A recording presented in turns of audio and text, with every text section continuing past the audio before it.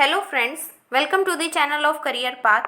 सो आज हम नया टॉपिक स्टार्ट कर रहे हैं, that is a sale of goods act 1930। आज हम इसके बारे में पढ़ेंगे कि सेल ऑफ गुड्स एक्ट 1930 होता क्या है। हम इसकी हिस्ट्री से स्टार्ट करते हैं कि सेल ऑफ गुड्स एक्ट 1930 की हिस्ट्री क्या बताती है। अंटिल द 1 जुलाई 1930 की बात करें तो law of sale of goods act in India govern किया जाता है chapter 7 of the Indian contract act 1872 के द्वारा ये गवर्न किया जाता है।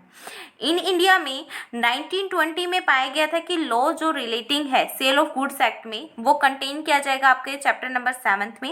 Indian contract act was not adequate the meet of the needs of the community in 1929। मतलब ये बात कहता है कि जो 1929 में जो कमेटी बिठाई गई थी ना, उसके प्रॉपर जो भी रिक्वायरमेंट्स थी, जो भी इस गुड्स ऑफ एक्ट्स को लेके जो भी इसकी रिक्वायरमेंट्स थी, उसको ये पूरी तरीके से मीट नहीं कर पा रहा था। 1929 में एक स्पेशल कमेटी को कंसिस्ट किया गया था। उसमें लॉयर्स थे जो कि एग्जामिन किया गया था, एक ड्राफ्ट बनाया गया था बिल, और उस ड्राफ्ट बिल को रिवाइज किया गया था इस कमेटी के द्वारा। एंड सब्सिक्वेंटली बाय एक सिलेक्ट की गई थी कमेटी ऑफ द लेजिस्लेचर, जिसको बनाने के बाद में फिर हमारे पास आता है Indian sale of goods act 1930, जो कि एक एक्ट के रूप में उभर के आया था। ठीक है, तो 1929 में एक स्पेशल कमेटी के द्वारा जो है, जिसमें डिफरेंट टाइप्स के लॉयर्स थे, ठीक है, वहाँ से हमारे पास क्या मिला, हमें Indian sales of goods act 1930 एक एक्ट के रूप में मिला। ओके, हम बात करें इसकी कुछ इम्पोर्टेंट डेफिनेशंस हैं। पहले सेल ऑफ गुड एक्ट 1930 को पढ़ने से पहले हम कुछ इसकी डेफिनेशन देख लेते हैं। फर्स्ट है buyer and seller. Buyer means कौन होता है, जो कि गुड्स को बाय करेगा, ठीक है, एग्री होता है कि गुड्स को वो बाय कर लेगा, ठीक है। सेलर कौन होगा, जो कि सेल करेगा गुड्स को, ठीक है। ये दोनों ही टर्म आपके एसोसिएटेड होती हैं एक दूसरे के, क्योंकि जहाँ पे आपके पास बायर होगा वहाँ पे आपके पास सेलर होना तो ज़रूरी होता है, क्योंकि एक बंदा अगर खरीद रहा है तो दूसरा बंदा उसी चीज़ को बेच रहा होगा। That's okay.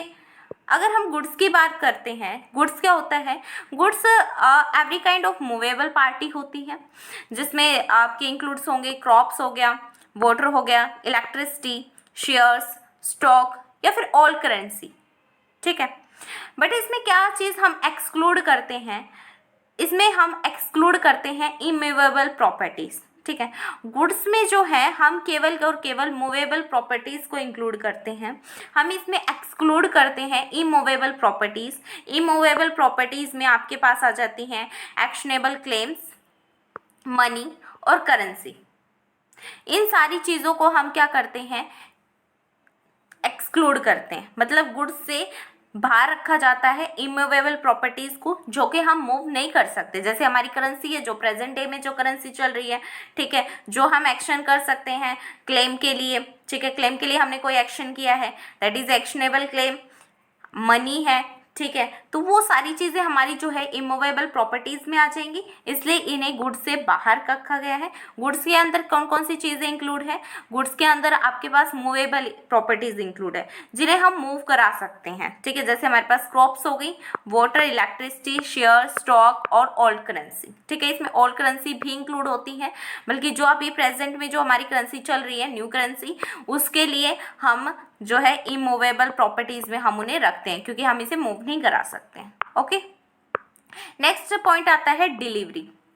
डिलीवरी मीन्स क्या होता है, वॉलेंट्री ट्रांसफर करना अपने पोजीशन को बाय वन पार्टी से दूसरे पार्टी है। मतलब सिंपल सी बात है, डिलीवरी करने का मतलब क्या है, आपकी ओनरशिप है, आप उसे ट्रांसफ़र कर रहे हो, ठीक है। कोई भी अगर आप सामान खरीदते हो, ठीक है, तो पहले उसकी ओनरशिप किसके पास होती है, सेलर के पास होती है। जब वो सेलर जो है डिलीवर कर देता है बायर को गुड्स की, तो गुड्स की ओनरशिप किसके पास चली जाती है, बायर के पास चली जाती है। तो इसी में एक आ जाता है, जब हम ट्रांसफ़र करते हैं अपनी ओनरशिप्स को फ्रॉम वन पर्सन से अनोदर पर्सन के पास में, तो डिलीवरी कहलाती है, ठीक है। ये वॉलेंट्री ट्रांसफ़र होती है, ठीक है, हम अपनी इच्छा से करते हैं। डिलीवरी जो है वो डिफरेंट काइंड्स की हो सकती है, जैसे एक्चुअल डिलीवरी है, ठीक है, आपने एक्चुअली में कोई मतलब फिजिकल जो गुड्स होता है जब आप उसको डिलीवर करते हो उसे कहते हैं एक्चुअल डिलीवरी करना। एक होता है कंस्ट्रक्टिव डिलीवरी। कंस्ट्रक्टिव डिलीवरी का मतलब होता है जहाँ पे मतलब यहाँ पे डिलीवरी जो जिस पर्सन को देनी थी, मान लो डिलीवरी जो थी वो राम को देनी थी, ठीक है, लेकिन यहाँ पे राम की मदर ने जो है डिलीवरी को एक्सेप्ट कर लिया है, ठीक है। इसके रिप्रेजेंटेटिव राम की जो है मदर है वो यहाँ पे इसकी क्या बनी है, रिप्रेजेंटेटिव बनी है। घर पे राम नहीं था तो डिलीवरी किसने ले ली, राम की मदर ने ले ली, ठीक है। तो यहाँ पे क्या है, ये राम जो है एक्चुअल ओनर था इस डिलीवरी का, लेकिन राम की मदर यहाँ पे किस चीज़ का रोल प्ले कर रही है, एक रिप्रेजेंटेटिव का रोल प्ले कर रही है। तो जो यहाँ पे रिप्रेजेंटेटिव का रोल प्ले किया जाता है, जिसको हमने एक्चुअल ओनर को ना दे के उसके रिप्रेजेंटेटिव को दी है delivery, that is mean constructive delivery. एक होती है आपके पास सिंबॉलिकल डिलीवरी। सिंबॉलिकल डिलीवरी का मतलब होता है जहाँ पे आप सिंबल से पता कर सकें कि डिलीवरी हो गई है, ठीक है। जहाँ पे आप कोई भी ऐसा सिंबल दे दे जिससे कि अगले बंदे को ये पता चल जाए कि हाँ भाई एक्चुअली डिलीवरी हो चुकी है, that is a symbolic delivery. Okay, next बात करें document of title to goods. अगर हम डॉक्यूमेंट की बात करें कि टाइटल गुड्स की, ठीक है, इसका मतलब क्या होता है, डॉक्यूमेंट क्या कर दिया जाता है, हम कंटेन करते हैं, मेंटेन करते हैं, ठीक है, टाइटल ऑफ गुड्स को। इसमें क्या क्या चीज़ें इंक्लूड होती हैं, बिल की आपने लैंडिंग की है, dock warranted, warehouse keeper certificate, railway की रिसिप्ट हो गई, या फिर अदर कोई भी डॉक्यूमेंट जो कि आपने प्रूफ के रूप में रखा है, आपकी पोजीशन और कंट्रोल करते हैं गुड्स के ऊपर, ठीक है, आपने कंट्रोल किया। अगर मैं यहाँ पे एक चीज़ बात करूँ डॉक्यूमेंट ऑफ टाइटल्स में, डॉक्यूमेंट ऑफ टाइटल क्या होता है कि आपके पास अगर हम बात करते हैं डॉक्यूमेंट ऑफ टाइटल की अगर मैं बात कर रही हूँ, ठीक है, तो यहाँ पे क्या है, अगर मैं गुड्स को ट्रांसफ़र करूँगी ना तो यहाँ पे मेरे पास ओनरशिप भी ट्रांसफ़र हो जाती है डॉक्यूमेंट ऑफ टाइटल। मतलब यहाँ पे है अगर सेल और परचेज का मामला यहाँ पे आता है, ठीक है, जहाँ पे अगर मैंने गुड्स को ट्रांसफ़र किया ना वहाँ पे मेरे पास ओनरशिप भी ट्रांसफ़र हो जाती है। मैंने अगर किसी बंदे को सेल कर दिया है गुड्स, अगर मैं बेच रही हूँ तो अब इस गुड्स का मालिकाना हक किसके पास है, वही बात है जो परचेजर उसी के पास होगा, ठीक है। तो यहाँ पे जो गुड्स है उसका टाइटल किसके पास चला गया, इस परचेजर के पास चला गया। तो यहाँ पे मैं गुड्स को ही नहीं ट्रांसफ़र करती, उसका ओनरशिप भी ट्रांसफ़र कर देती हूँ। अगर मैं वहीं पे बात करूँ डॉक्यूमेंट शोइंग की, सिर्फ मैं डॉक्यूमेंट को शो कर रही हूँ, मैंने सिर्फ डॉक्यूमेंट दिए हैं ताकि वो बंदा जो है आगे दिखा सके, ठीक है, जहाँ पे मैं गुड को तो ट्रांसफ़र कर रही हूँ लेकिन यहाँ पे मैं किसी भी तरीके से ओनरशिप ट्रांसफ़र नहीं कर रही हूँ। मैंने गुड्स को ट्रांसफ़र किया, दैट्स ओके, ओनरशिप मैंने यहाँ पे ट्रांसफ़र नहीं की है, that is a document showing. मैं यहाँ सिर्फ डॉक्यूमेंट शो करने के लिए दिखाए हैं। अगर कोई भी बंदा, अगर आप अपने फ्रेंड्स की कार लेके जाते हो और जो कार है, कार के साथ आपको डॉक्यूमेंट्स भी की भी ज़रूरत पड़ती है, आगे आपके चालान वगैरह, नहीं तो चालान वगैरह कट जाएगा आपका, ठीक है, तो आपको जो है आगे दिखाना पड़ता है कि भाई आपके पास डॉक्यूमेंट्स है, ये आपके पास जो कार है ये आपकी कार है, ठीक है। मतलब किसी भी तरीके से चालान से बचने के लिए आपको जो है डॉक्यूमेंट्स दिखाने पड़ते हैं, अदरवाइज डॉक्यूमेंट्स नहीं होंगे तो आपके चालान कट जाएगा, ठीक है। तो ये चीज़ क्या है, आप अगर आपके फ्रेंड ने आपको कार के साथ कार के डॉक्यूमेंट भी दिए हैं, दैट इट्स नॉट मीन्स कि उसने अपनी कार भी आपको जो है ट्रांसफ़र कर दी। कार के आप ओनर नहीं कहलाए हो, सिर्फ उसने गुड्स को ट्रांसफ़र किया है कि उसने अपनी कार आपको दे दी है, इट मीन्स गुड्स को उसने ट्रांसफ़र कर दिया है। लेकिन यहाँ पे उसने डॉक्यूमेंट देने का ये मतलब नहीं है कि उसने अपनी ओनरशिप भी आपको ट्रांसफ़र कर दी है। यहाँ पे उसने अपनी ओनरशिप बिल्कुल भी ट्रांसफ़र नहीं करी, उसने आपको सिर्फ डॉक्यूमेंट इसलिए दिए हैं ताकि आपका चालान ना कटे, आप जो है आगे दिखा सको कि ये जो कार है वो इलीगल नहीं है, ठीक है, लीगल है। सो इट मीन्स जहाँ पे डॉक्यूमेंट शोइंग की बात आएगी वो ये कहता है कि जहाँ पे आप गुड्स तो ट्रांसफ़र करते हो साथ में आप ओनरशिप ट्रांसफ़र नहीं करते हो। अगर मैं डॉक्यूमेंट ऑफ टाइटल की बात करती हूँ तो जहाँ पे मैं गुड्स भी ट्रांसफ़र करूँगी और उसकी ओनरशिप भी ट्रांसफ़र करूँगी, that is document of title. Document of showing कहती है गुड्स ट्रांसफ़र किए लेकिन आपने ओनरशिप ट्रांसफ़र नहीं की। I hope that clear. आगे अगर हम बात करें कॉन्ट्रैक्ट ऑफ सेल क्या होती है, सेल के लिए हमारे पास कॉन्ट्रैक्ट किया जाता है।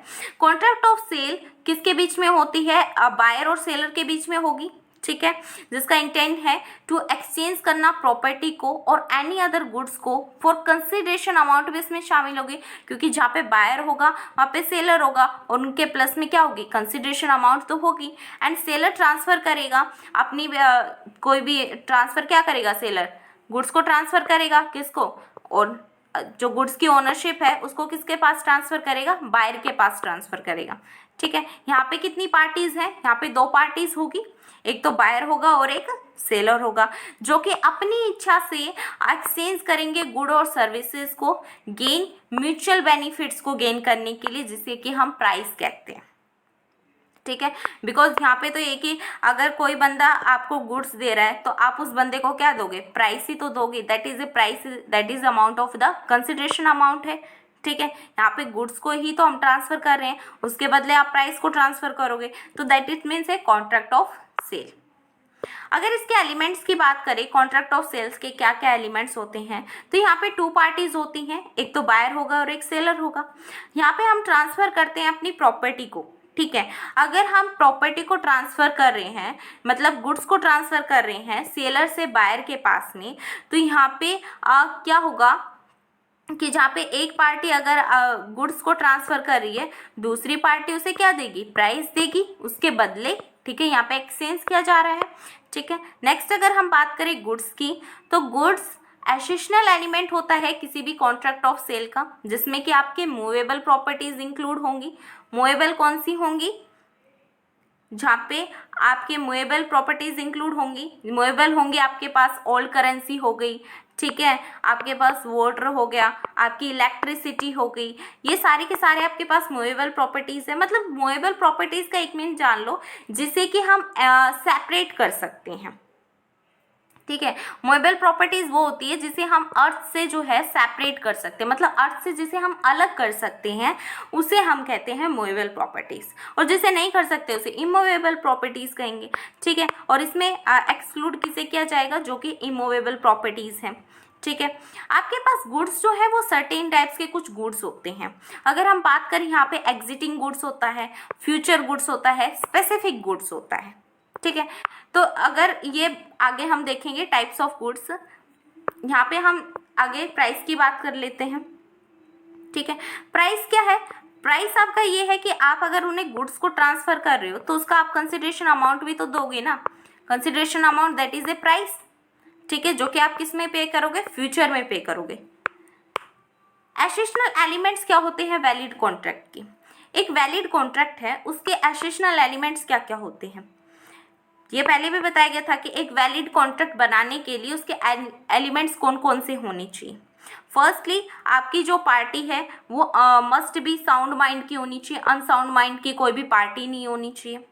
पार्टीज के बीच में कॉन्ट्रैक्ट होना चाहिए, ठीक है, और वो मेजॉरिटी को अटेन भी करना चाहिए, ठीक है। आप ऐसा नहीं है कि माइनर के साथ आप कॉन्ट्रैक्ट बना के बैठ गए हो, नहीं, उसकी एज मेजोरिटी भी होनी चाहिए और लॉफुल ऑब्जेक्ट भी होना चाहिए। यहाँ पे इन्फोर्समेंट करना चाहिए लीगल, ठीक है। यहाँ पे आपके पास लॉफुल ऑब्जेक्ट भी होना चाहिए, दैट इज अगर जहाँ पे ये सारी जो कंडीशंस हैं अगर ये फुलफिल होती है, हम ये कहेंगे क्या है, ये वैलिड कॉन्ट्रैक्ट है। ओके, सो अब हम बात कर लेते हैं क्लासिफिकेशंस ऑफ गुड्स, जो कि आपके कहाँ पे डिफाइन है, आपके सेक्शन नंबर 6 में डिफाइन है, क्लासिफिकेशन ऑफ गुड के बारे में बताता है। अगर हम गुड्स की बात करें, एक तो होता है हमारे पास एग्जिटिंग गुड्स, एक होता है फ्यूचर गुड्स और एक होता है हमारे पास कंटीजेंट गुड्स, ठीक है।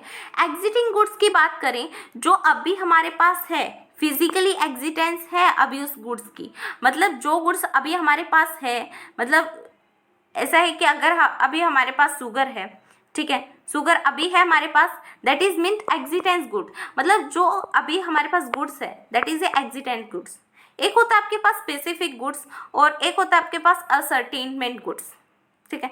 असर्टेनमेंट गुड्स कौन से गुड्स होते हैं, जिन्हें कि हम सेपरेट कर सकते हैं, ठीक है। अगर मैं कहूँ कि मेरे शुगर के लॉट है, ठीक है, शुगर का लॉट है मेरे पास, ठीक है, और उस लॉट में जो है, अगर मैं इस लॉट में से सिर्फ 1 किलो शुगर मुझे निकालनी है, मैं इसे सेपरेट कर सकती हूँ। इस पूरे के पूरे लॉट में से अगर मैं 1 किलो शुगर अलग से निकाल लेती हूँ, दैट इज मीन्स क्या है, मैं यहाँ से पूरे शुगर में से 1 किलो इसे सेपरेट कर पा रही हूँ। जिसे मैं सेपरेट कर पाती हूँ दैट इज वो क्या होगा, असर्टेनमेंट गुड्स।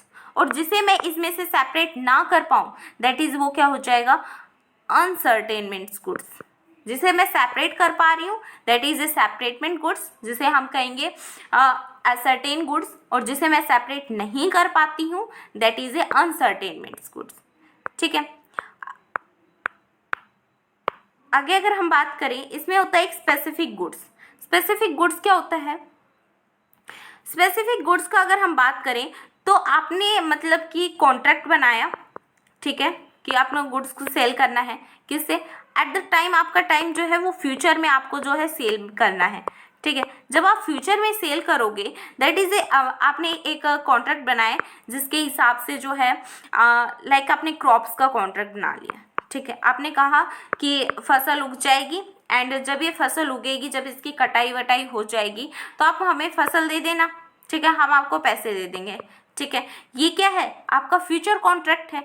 आपने टाइम डिसाइड कर लिया है कि ये फसल आपकी कट वट जाएगी, तैयार वगैरह हो जाएगी, तब आप हमें फसल दे देना, हम आपको प्राइस दे देंगे। और ये स्पेसिफिक गुड्स क्यों है, क्योंकि ये सिर्फ हम क्रॉप्स के लिए कर रहे हैं। एंड क्रॉप में किसके लिए कर रहे हैं, सिर्फ वीट के लिए कर रहे हैं। ठीक है, सिर्फ वीट के लिए कर रहे हैं, that is a specific good, जहाँ पे स्पेशल कॉन्ट्रैक्ट बनाया जाता है, वो भी टाइम को ध्यान में रखते हैं। एक होता है आपके पास फ्यूचर गुड्स। फ्यूचर गुड्स कोई भी कंडीशन के ऊपर डिपेंड नहीं करता है। यहाँ पे कोई भी आपकी कंडीशन अप्लाई नहीं होती है कि हाँ ये ऐसी कंडीशन होगी तो ये होगा, नहीं, ये कोई भी कंडीशन के ऊपर डिपेंड नहीं करता है। ये ऐसे गुड्स होते हैं जो कि मैन्युफैक्चर के द्वारा प्रोड्यूस किए जाते हैं एंड सेलर के द्वारा एक्वायर्ड किए जाते हैं after making contract of sale. जैसे अगर हम इसका एग्जांपल देखें, ए ने ऑर्डर दिया बी को मैन्युफैक्चर करनी है 50 चेयर्स। ठीक है, मतलब यहाँ पे कोई भी कंडीशन नहीं लागू हुई है। ठीक है, ये कंडीशन के ऊपर तो डिपेंड होगा ही नहीं फ्यूचर गुड्स आपका। ठीक है, यहाँ पे कोई कंडीशन नहीं है, यहाँ पे सिर्फ इतना का है, ए ने बी को सिर्फ इतना का ऑर्डर दिया है। ठीक है, हम जैसे ऑर्डर देते हैं ना कि भाई मैन्युफैक्चर को हमने ऑर्डर दिया कि भाई 50 चेयर आपको बनानी है, वो भी इतने टाइम के लिए, मतलब 2 दिन में आपको 50 चेयर बनानी है, 3 दिन में 50 चेयर बनाना है, तो आपने एक सर्टेन टाइम का आपने ऑर्डर दे दिया है, that is A future goods. यहाँ पे कोई भी आपकी कंडीशन अप्लाई नहीं हो रही है कि आपको मतलब इतनी इतनी कंडीशन में ध्यान में रख के ये चीज़ बनानी है, नहीं, यहाँ पे आपकी कंडीशन के ऊपर फ्यूचर गुड्स जो है वो डिपेंड ही नहीं करता है। अगर आगे हम बात करें कंटीजेंसी गुड्स, ये जो है आपके एग्जिटेंस में आ भी सकते हैं और नहीं भी आ सकते। कंटीजेंसी का मतलब होता है आपकी सिचुएशनल। ठीक है, सिचुएशन के अकॉर्डिंगली है, ये ऐसा नहीं है कि एग्जिटेंस में आएंगे ही आएंगे, नहीं, आ भी सकते हैं और नहीं भी आ सकते, ये डिपेंड करता है। ठीक है, तो अगर हम बात करें कंटीजेंसी गुड्स की, तो goods whose acquisition by seller के द्वारा एक्वायर किया जाता है, ये डिपेंड करता है अपॉन हैपनिंग और नॉन हैपनिंग इवेंट। मतलब या तो इवेंट हो रहा है या नहीं हो रहा है, मतलब ये सिचुएशन के ऊपर डिपेंड करता है। अगर सिचुएशन ऐसी हुई, ठीक है, तो ये चीज़ होगी, सिचुएशन अगर अपोजिट हुई तो ये सिचुएशन होगी। मतलब यहाँ कहीं ना कहीं आपकी कंडीशन अप्लाई हो जाती है। तो कंटीजेंसी गुड्स में अगर हम बात करें, जैसे ए एग्री करता है, सेल करेगा कार किसको, बी को। ए ने एग्री किया कि जो है अपनी कार किसको दे देगा, बी को दे देगा। ठीक है, see who is present owner sell it to a, मतलब कहता है कि ए ने एग्री किया कि वह सेल किसे करेगा, कार बी को करेगा, लेकिन कब करेगा, सी जो कि अभी प्रेजेंट में ओनर है। प्रेजेंट में ओनर कौन है उस कार का, सी है। ठीक है, सी कौन है, प्रेजेंट में अभी ओनर है। अब ए कह रहा है कि मैं अपनी कार जो है वो बी को दे दूंगा, ए के पास तो कार ही नहीं है। ये कह रहा है जब सी जो है, अगर जब सी मुझे कार को बेच देगा देन फिर मैं ए को, ए कहता है कि फिर मैं तुम्हें बी को कार दे दूंगा। मतलब सिंपल सी बात नहीं है कि सी जो है वो अभी ओनर है।